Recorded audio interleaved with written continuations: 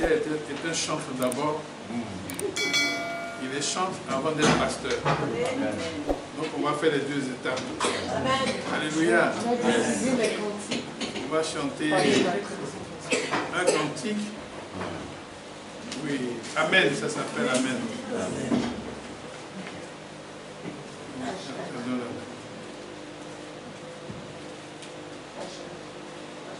Mais je tiens déjà à vous demander pardon parce que je suis arrivé très en retard. Nous sommes arrivés. Mais plus c'est moi qu'on a invité. C'est moi qui suis sur l'estrade. On est venu avec Véronique, on est venu avec elle. Mais comme c'est moi qui suis sur l'estrade, donc je me présente d'abord et je dis que vraiment, c'est le Seigneur qui a voulu qu'on arrive maintenant. Sinon c'était difficile au départ. Difficile parce que les travaux, et puis surtout les trains, on ne comprend pas pourquoi. Bon. Mais nous sommes là quand même. Ah.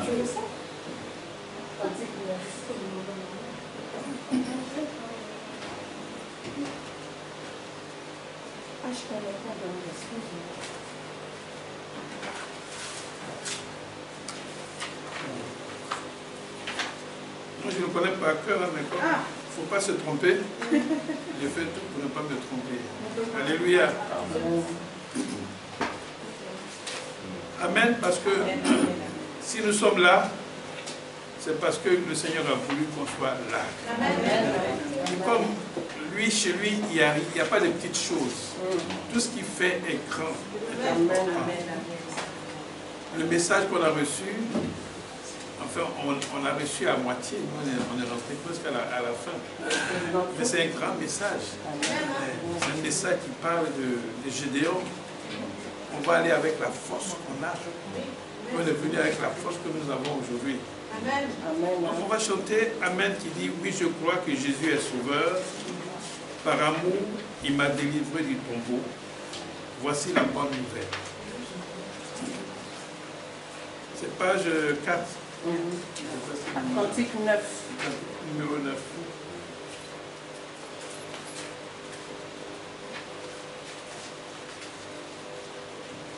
Page 4. Cantique en bas. Page 4. Cantique 9. Oui, Amen. Oui, je crois que Jésus est sauveur.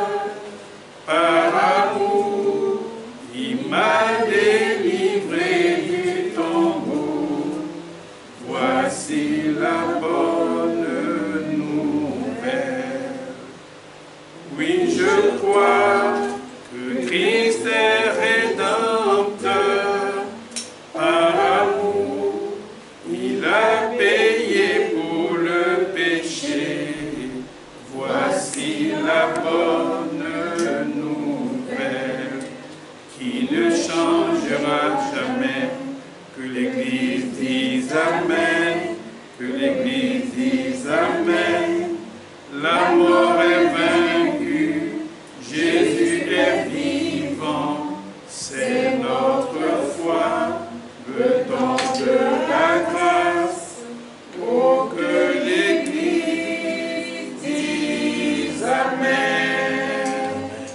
Oui, je crois que Jésus revient pour toujours.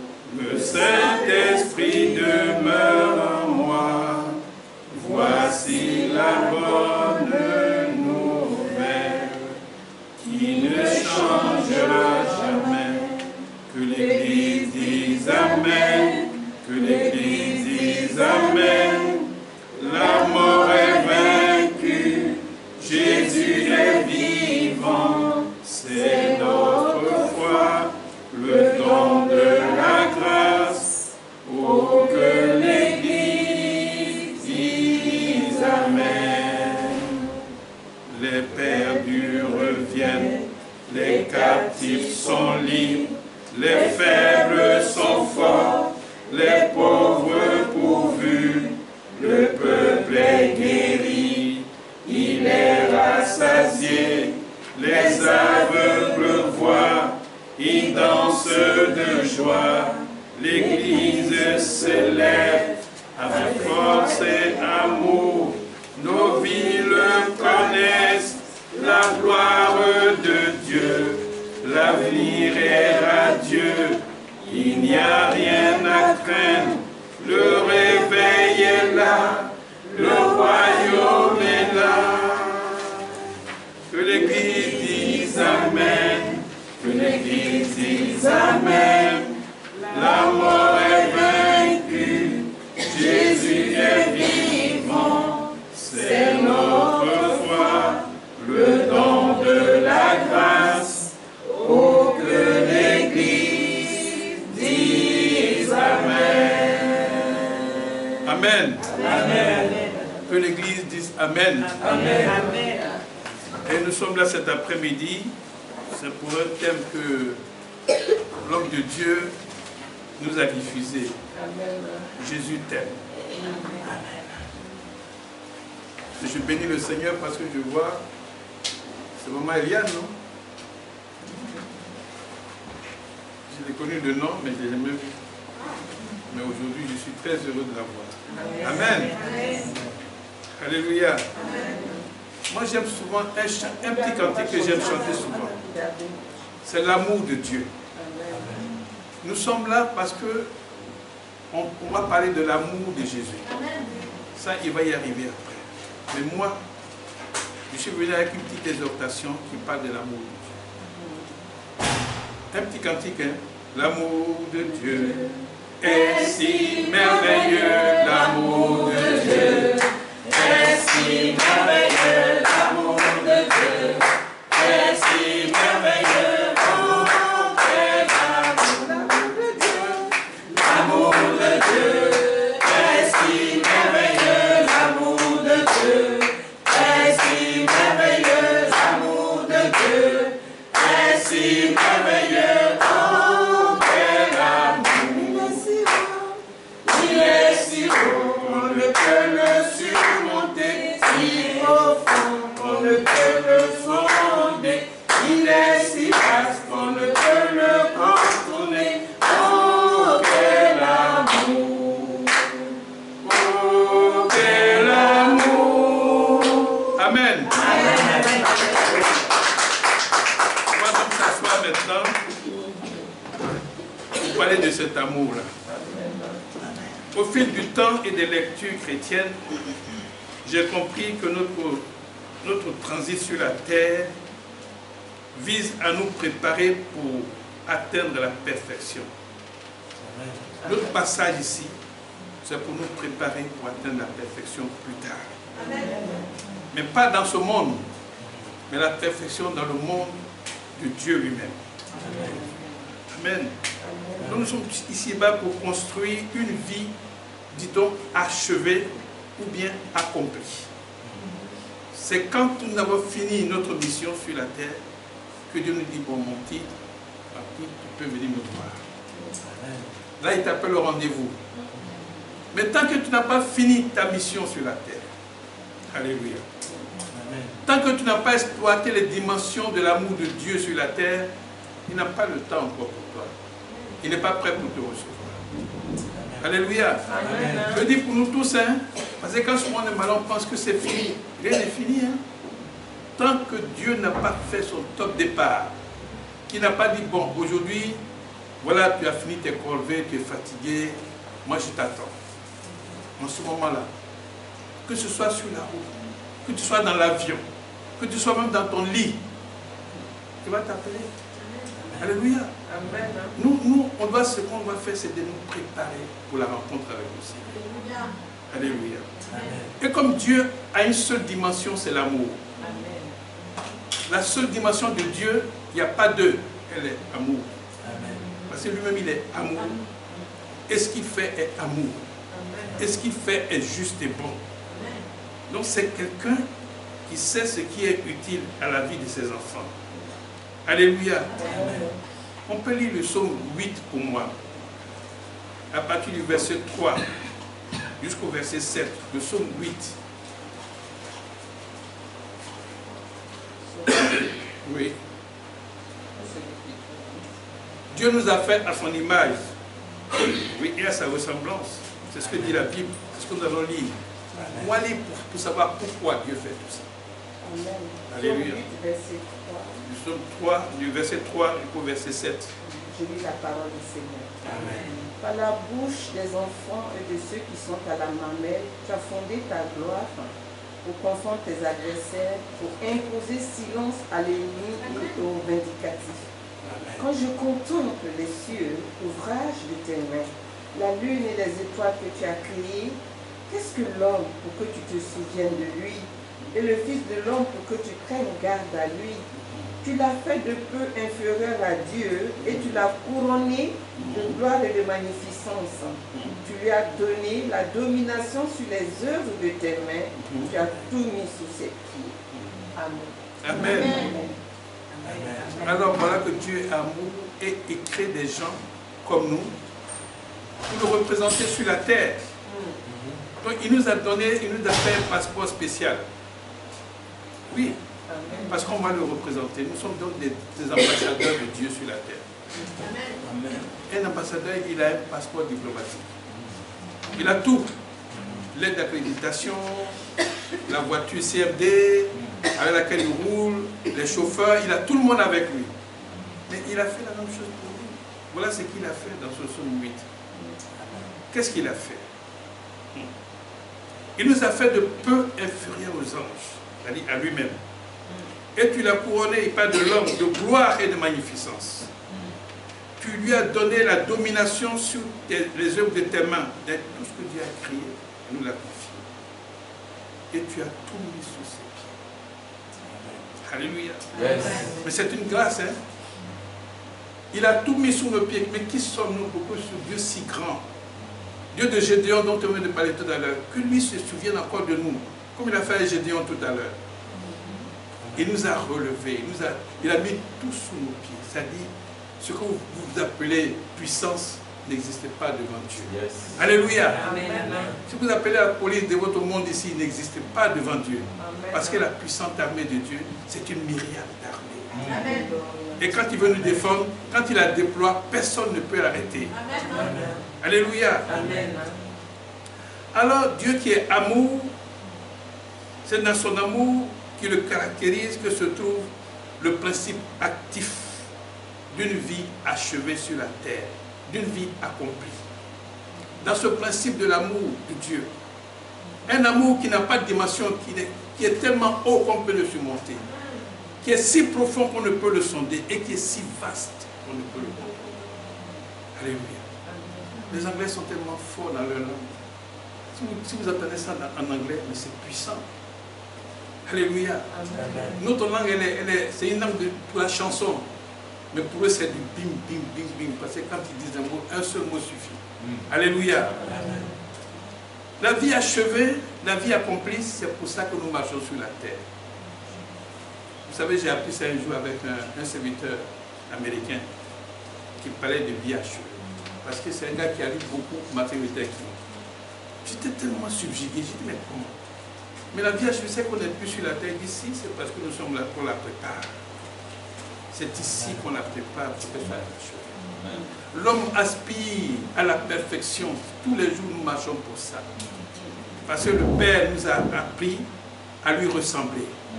Jésus a dit, soyez mes imitateurs. Marchez selon mes principes. Voilà. Soyez mes disciples. Mais pourquoi il le dit? C'est parce qu'il connaît l'importance de la vie à la fin de celle que nous menons sur la terre. Ça, c'est une petite vie. Elle dure combien de temps? Peut-être 90 ans, peut-être 100 ans. Mais c'est rien. Mais là-bas, elle est infinie, elle est illimitée. Amen. Alléluia. Amen. Donc nous préparons la vie illimitée étant ici-bas, en tant que voyageurs. Avec nos petits baluchons, hein. On voyage d'une maison à l'autre. Avec les bagages, on déménage, avec nos meubles et tout ça. Mais ils doivent bien se moquer de nous. Il dit, mais les gars, ils ne savent pas que moi j'ai tout pour eux ici. Mais je les laisse là-bas pour qu'ils apprennent à me connaître. Amen. Donc nous sommes là pour connaître Dieu à travers la vie qu'il nous a prêtée. Amen. Alléluia. Amen. Dieu il nous prête sa vie. On n'a rien qui soit à nous. Ça, je le dis aux grandes dames de tous les grands dirigeants de la terre, les Poutine, les Zelensky, les trompes et tout ça. Oui, c'est d'eux qui parlent. Et ils pensent qu'ils ont l'humanité entre leurs mains. Mais ils se trompent. C'est ça. Vous, moi, nous qui sommes là, on a le pouvoir dont Dieu a parlé tout à l'heure. Il a tout mis sur nos pieds. Yes. Alléluia. Il nous a donné la domination sur les œuvres de ses mains. Mais qui peut dominer les œuvres des mains de Dieu si ce n'est pas ceux auxquels il a donné le pouvoir de l'être? Nous sommes des ambassadeurs de Dieu. On doit marcher comme ça, comme des diplomates, des ambassadeurs. La poitrine bombée parce que nous sommes enfants de Dieu. Amen. Amen. Amen. Alléluia. Amen. On acclame le Seigneur.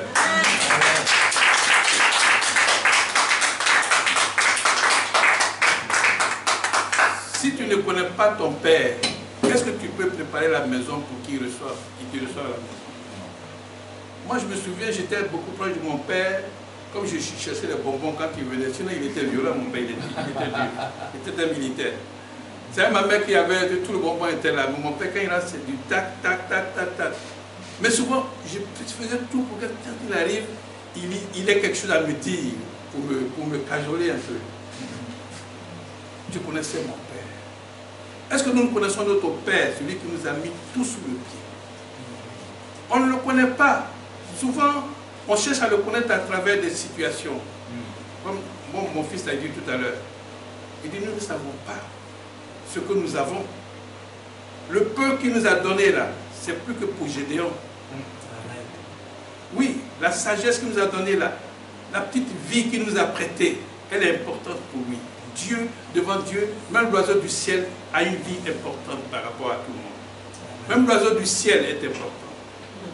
Si Dieu considère l'oiseau du ciel par rapport à celui qu'il a créé à son image et à sa ressemblance, c'est qu'il y a quelque chose qui nous revient, qui est de plus important, hein, de plus solide, et qu'on doit préparer chaque jour, qu'on doit préserver pour ne pas le perdre. Comment préserver ce que Dieu nous a donné? C'est par sa parole.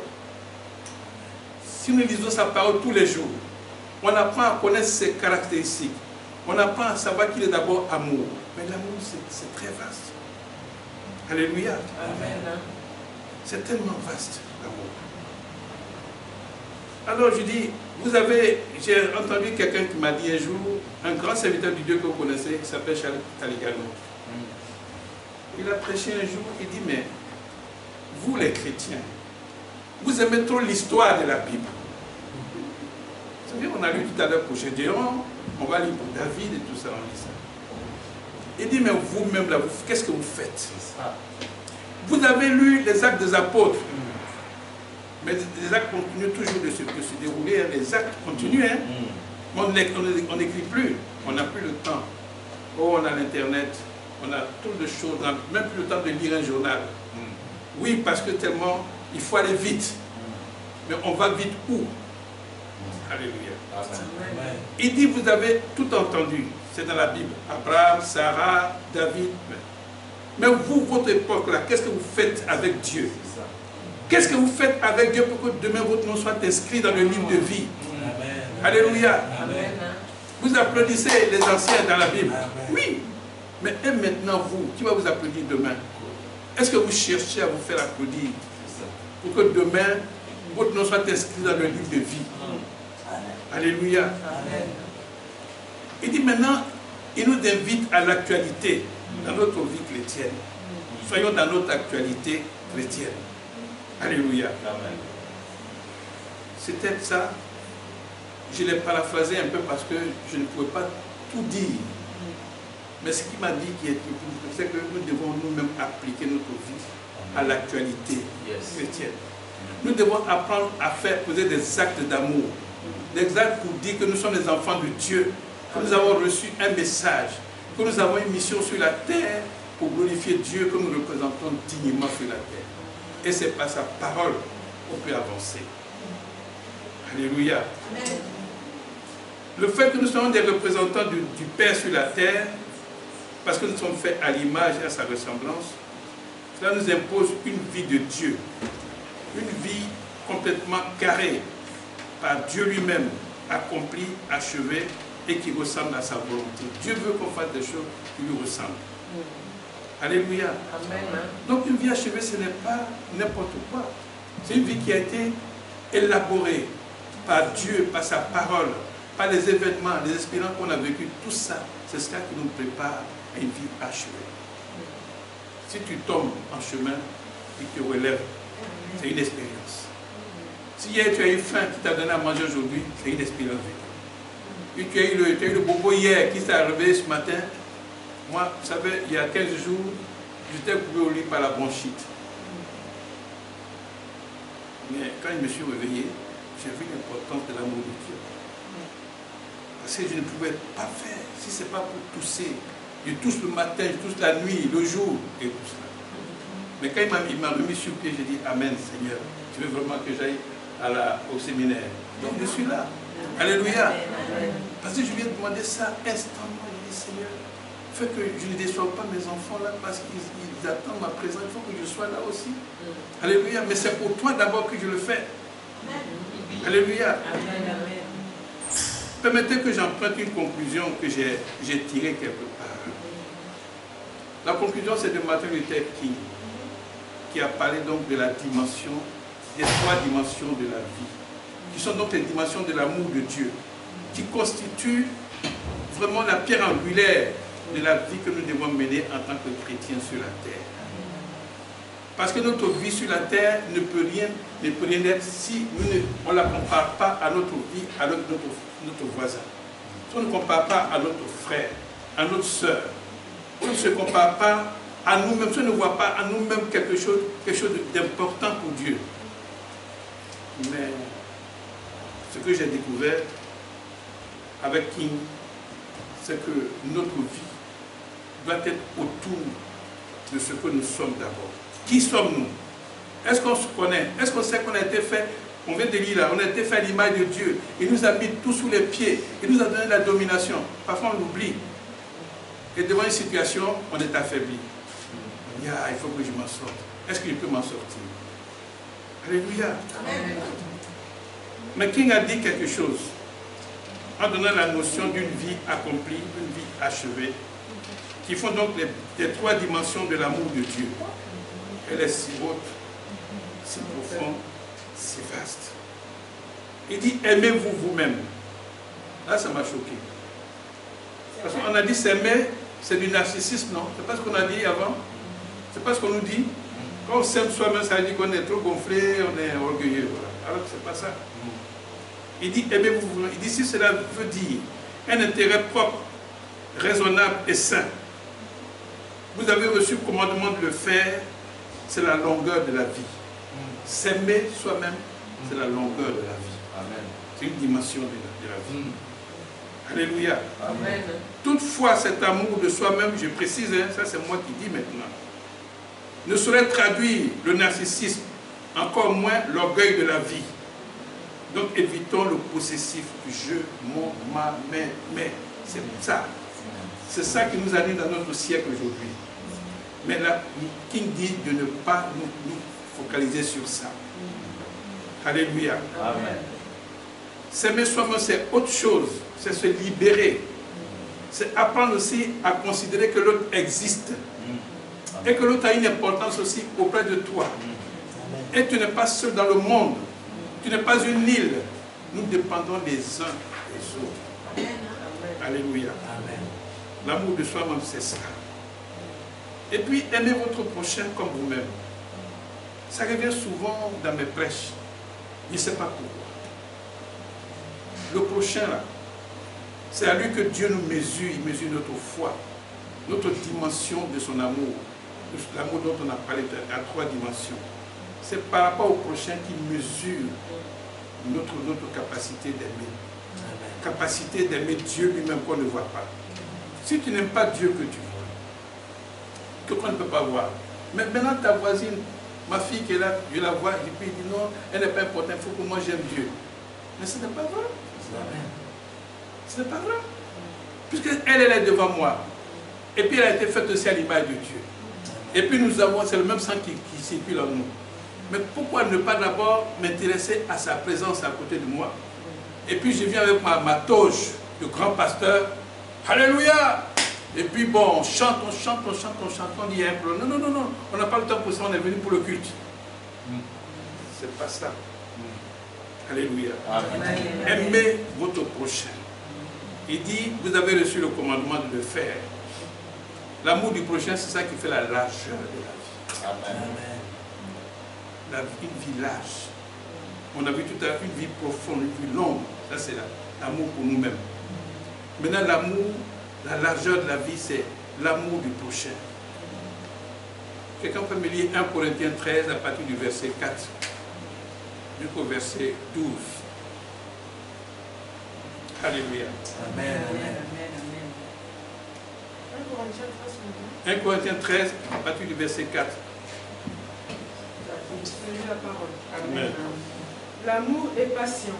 Amen. Il est plein de bonté. L'amour n'est point envieux. L'amour ne se vante point. Il ne s'enfle point d'orgueil. Il ne fait rien de malhonnête. Il ne cherche point son intérêt. Il ne s'irrite point. Il ne soupçonne point le mal. Il ne se réjouit point de l'injustice, mais il se réjouit de la vérité. Il excuse tout. Il croit tout. Il espère tout. Il supporte tout. L'amour ne périt jamais. Amen. Amen. Ça, c'est l'amour avec toutes les dimensions que Dieu a prévues. La hauteur, la profondeur, la largeur. C'est par rapport au prochain qui mesure notre amour. Alléluia. Amen. C'est par rapport à celui qui est en face de toi, ton voisin du quartier, le voisin de l'immeuble que tu ne vois jamais.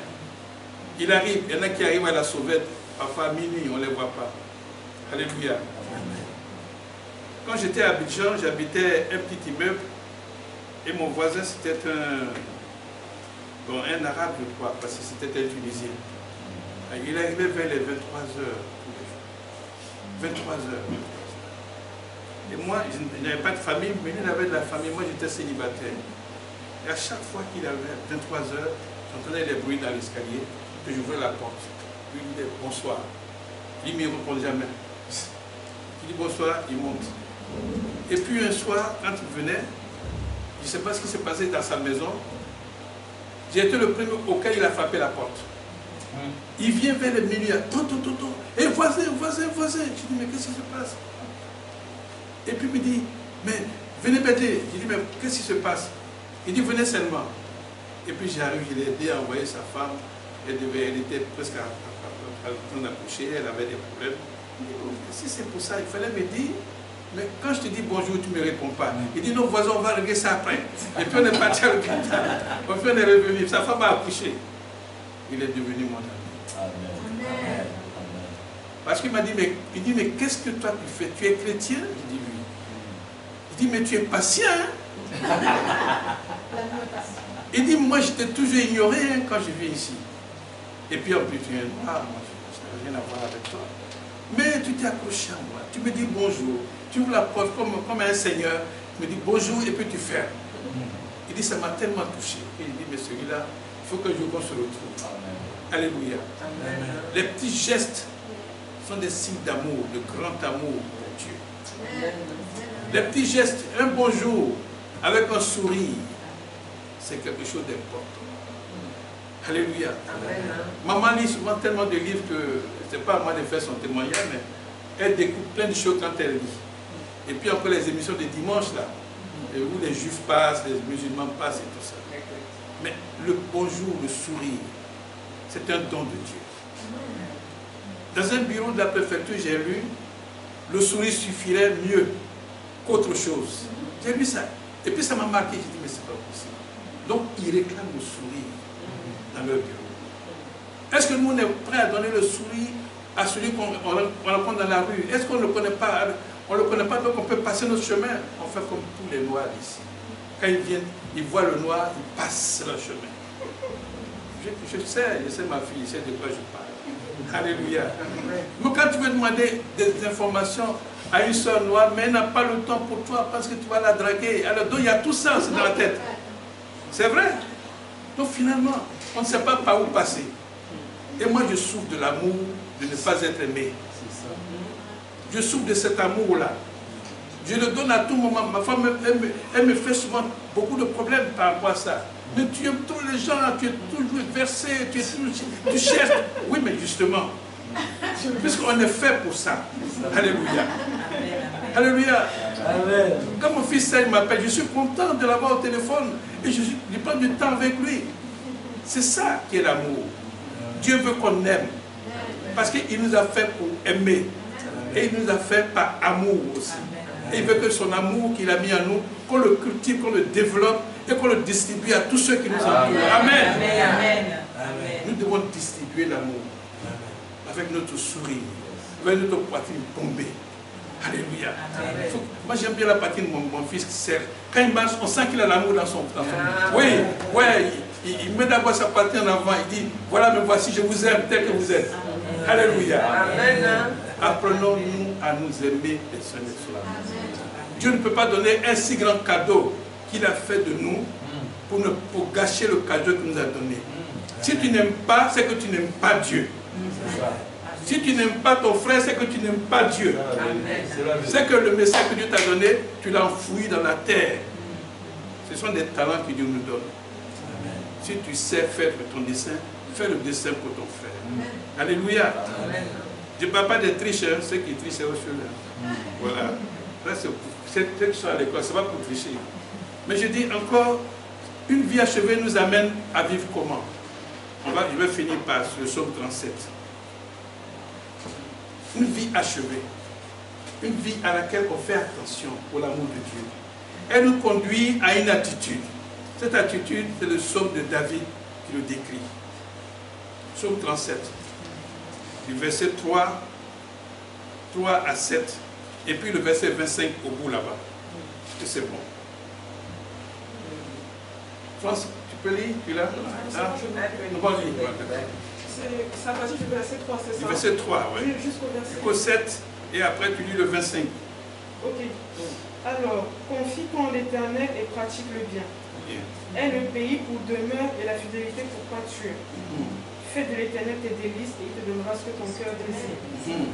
Recommande ton sort à l'Éternel, mets en lui ta confiance et il agira. Amen.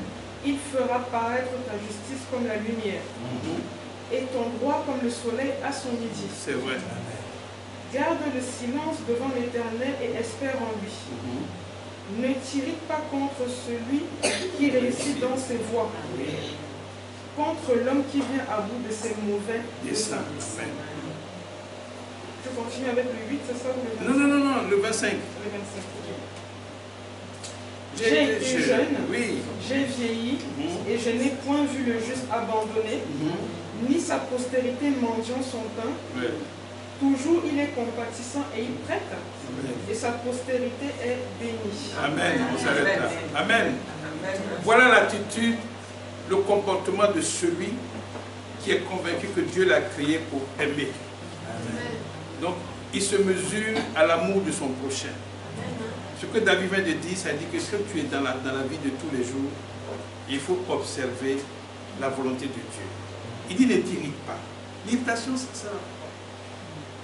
Il dit, mets en Dieu ta confiance et il agira. Recommande ton sort à l'Éternel. Si tu as un problème, recommande ton sort à l'Éternel. Laisse les gens de côté.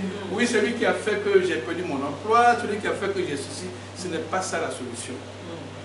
Il faut te contenter de ce que Dieu te donne et Dieu est fidèle. Comme il est amour, il ne va jamais t'oublier. Amen. Amen. Donc je vous laisse la méditation de ce psaume-là, de psaume 37. Amen. Parce que Dieu est amour et nous devons nous comporter comme des gens aiment Dieu et qui la crainte de Dieu. Soyez bénis. Amen.